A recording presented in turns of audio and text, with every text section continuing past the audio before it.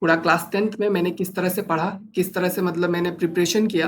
तो सबसे पहला चीज़ है वो देखिए आपको भी क्या करना है कि मैंने सबसे पहला चीज़ क्या किया था, मैंने अपने स्ट्रेंथ पे फ़ोकस किया था, ठीक है? जो चीज़ मुझे आता है उसको ज़्यादा पढ़ना है। जैसे कि मुझे सोशल साइंस आता था, तो उस पे ही मेरा मतलब ज़्यादा फ़ोकस रहा हमेशा से।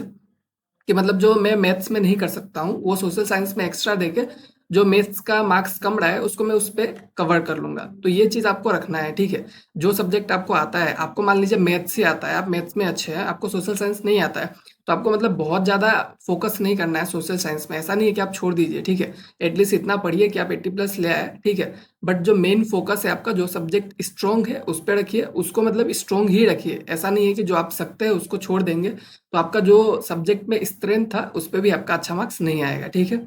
और जो नेक्स्ट चीज़ है वो आपको स्मार्ट स्टडी करना है। ऐसा नहीं है कि आपको सिलेबस नहीं पता है और पढ़े जा रहे हैं, ठीक है? बहुत सारा ऐसा चीज़ें होता है जो डिलीटेड होता है, बहुत सारा चीज़ें अनइम्पोर्टेंट होता है, मतलब उसमें को पढ़ के आपको बहुत ज़्यादा कुछ फ़ायदा नहीं होने वाला है। तो आप ऐसे चीज़ों पे ध्यान दीजिए जो कि ज़्यादा इम्पोर्टेंट है, जो बहुत ही ज़्यादा मतलब पूछा जाता है एग्ज़ाम में। आपको सब कुछ पढ़ना है बट मैक्सिमम जो आपका मेन फोकस क्या रखना है कि आप ऐसे सब्जेक्ट्स ऐसे टॉपिक्स पढ़िए जो मेन इंपॉर्टेंट है, ठीक है? जो टॉपिक्स आपको मतलब बार-बार पूछे जाते हैं उन टॉपिक्स पे ज़्यादा ध्यान दीजिए। आपका इम्पोर्टेंट जो चीज़ें हैं उसको अगर आप पढ़ेंगे तो आप कम टाइम में ज़्यादा अच्छा प्रिपेयर कर पाएँगे। उसका सबसे इम्पोर्टेंट जो चीज़ है, जो मैं अभी भी मतलब करता हूँ या फिर पढ़ाई में सबसे इम्पोर्टेंट मुझे जो अभी भी लगता है वो है आपका पर्सनल नोट्स। आप कितना भी कोई भी रेफ़रेंस खरीद लीजिए, कितना भी महँगा बुक खरीद लीजिए, कुछ भी कर लीजिए, ठीक है? बट मैं ये मेरे एक्सपीरियंस से कह रहा हूँ कि जब तक आप पर्सनल नोट्स बना के नहीं पढ़ेंगे, तब तक आपको अच्छा मार्क्स लाना बहुत ज़्यादा दिक्कत हो जाएगा, ठीक है?